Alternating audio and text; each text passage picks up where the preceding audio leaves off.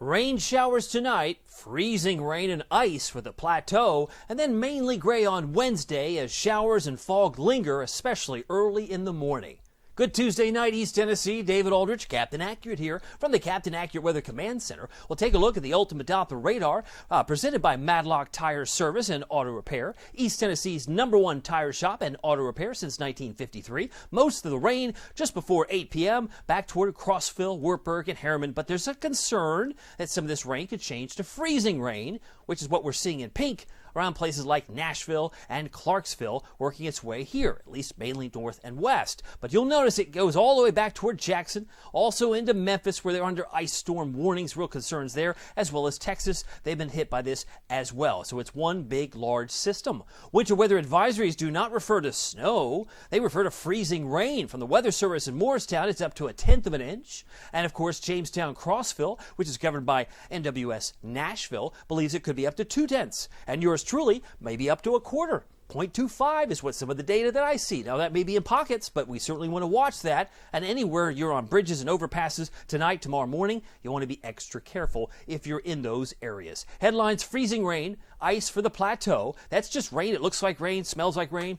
It is rain, but it freezes on contact, and that could cause some real headaches. Showers mainly in the morning on Wednesday, soggy at times on Thursday. Now, the clouds, we have plenty of those. In fact, it's been gloomy for, 2 days in a row? We can make it 3. We picked up about 1/4 inch of rain so far in the last 24 hours, some more, some less, about 1/2 inch down toward Tellico Plains, and we have some low visibility thanks to the low cloud ceiling, maybe a little bit of fog, but down to 1 mile as of about 7 to 8 o'clock in the evening at McGee-Tyson. Now, the high temperature today of 50 degrees came during the 10 a.m. hour.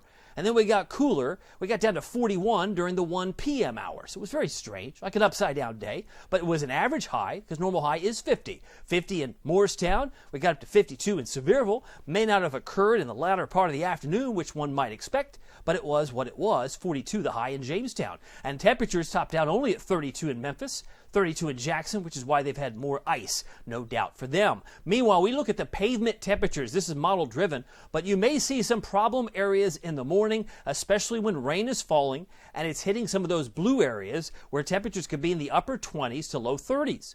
Oh my goodness. I see places in Kentucky, upper 20s. Low 30s around Jamestown, so that could cause some highways, some bridges, some overpasses to get icy pretty quickly. Wouldn't take much to cause some issues, so please be extra careful. That takes us to about 9 o'clock in the morning. Now, this is a map that took a little bit of working because I wanted to show you how far-reaching this was. This is future icing potential, because it doesn't necessarily mean it's going to ice everywhere in pink. It just means the potential is there, because I know, because I've been through Union County. There are different elevations in Union County, so the temperature could be different. I mean, it could be different in Oak Ridge versus Knoxville. It's that way all the time. And you might say, well, they're just a few miles apart. That's true. But again, the big difference between 34 in rain and 31 in rain. Do you see what I'm saying? So the potential in pink would be the areas we want to watch tomorrow morning. That may not line up with our friends at the National Weather Service, but I just want to caution you, you don't want to mess around with ice. This is not something you play around with, and certainly there's a wiggle room. I think this area would include areas north of Oak Ridge, possibly near Clinton, maybe into Union County. That's also the possibility. It's on the table. My low temperatures for Oak Ridge is 35, but my low for Wartburg is 32. That's pretty close. You're cutting with a thin knife there. Ooh, look at that, 30 in La Follette. Well, surely it's got to be freezing rain with 30. Absolutely.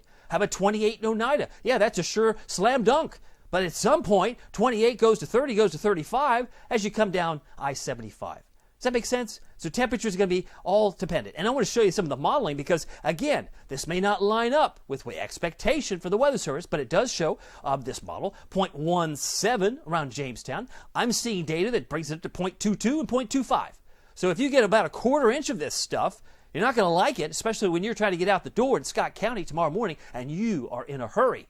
Or if you're in La Follette and you are in a hurry, give yourself some extra time. I think you'll be happy that you did. That's the future icing. Now, you might be wondering, I see a little pink there, Union County. You might be wondering what to expect. We're talking about freezing rain, and I've said this time and time again in other contexts, usually with snow. But at some point, freezing rain, you ready for this, has to end. At some point, precipitation has to end. So at some point, the temperature's going to go from 31, go down the highway, suddenly it's 34. And in 3 degrees, suddenly it's not as bad. Oh, it's what are they fussing about? It's fine down here in Maryville. Well, of course you're in Maryville. It's not a problem. But at some point, precipitation has to end, and in some cases, that freezing rain may have to be coming to an end. Precipitation types, why is it this way? Because we have a wedge of warm air in the mid-levels that have this snow melting, and then it refreezes on contact as it gets down to the surface. So you got a little wedge of warm air, so the column of air, so think about freezing rain as like a cousin to rain. Most of us see the rain in the valley, certainly in the Smokies, but the freezing rain element will be an issue in the Plateau. So the future rainfall, let's take you through Wednesday morning. Let's take you through Thursday. Still some variability. I'll tell you what, this one suggests about an inch, maybe 3/4 of an inch. That takes us to 11 o'clock Thursday. Let me show you. I mean, this is just 2 days away. I find that fascinating, that you can get such a vast number of differences in even the rainfall output. This one shows over like 2 inches. Like, come on, really? About 2 inches around the Smokies, about 2 inches around Sevierville, Gatlinburg, about 1.5 inches more in Knoxville. So, I mean, whether it's 0.75 or 1.4, that's a big difference. But we're still going to get some rain, and I want you to be prepared. Soggy weather lies ahead. And if we see some downpours, it may very well be Knox County Point south on Thursday. Something to watch for sure. Let me show you step by step as this may progress. Here's 9 o'clock tonight. You may be watching this video and going, hey, it's 9 o'clock. Hey, what's it doing outside? No, Oneida. Probably a little ice falling from the sky. Certainly Jamestown's pretty close to freezing. A little icy mix around Middlesboro trying to move in. Again, it could mix in with some sleet, but generally it's freezing rain. And then we see the temperatures drop. I see 30, Jamestown, midnight tonight, not pretty. And you may be watching Union County because, again, at some point, precipitation has to end and freezing rain has to end. A little bit of pink in Union County, a lot of it's green. Maybe it's a half and half. Yeah, Anderson County, no different. Looks like it's pink north of Oak Ridge. Looks like it's a nothing burger south of Oak Ridge. See what I mean? That's the kind of situation. So the icing is going to be in the pink, and at 2 o'clock in the morning, it may be coming down pretty steadily. 3 a.m., no change. I still see some pink and green in Union County. It's like a hybrid. You get a little bit of both. Maybe you're in a higher elevation, it's colder. Be prepared. 32, Middlesboro. 30 in Oneida. It's now 27. Freezing rain, every bit of it, in Jamestown at 4 in the morning. 5 a.m., it's starting to wind down, and the showers are beginning to move out. If they move out this quickly, most of the day will be dry. There may be some hints of some sunshine. Temperatures tomorrow will be generally in the upper 40s if we get there during the course of the afternoon. Now, I anticipate another round of this coming back in tomorrow night and into, say, Thursday. You can see in Kentucky. That's where it's focused. But again, areas in Jamestown, Oneida might see another round of this Thursday morning before most of it goes back to all rain by midday on Thursday. So that's where the heavy buckets come in. I think Thursday we say goodbye to the rain, and then by Friday things are looking much better, but colder. Tonight we're down to 35. It's gray with rain showers, freezing rain, and ice. Plateau primarily 3 to 8 mile per hour winds. I've already showed you tonight's expectation here in the lows, but let's show you again. 27 Jamestown,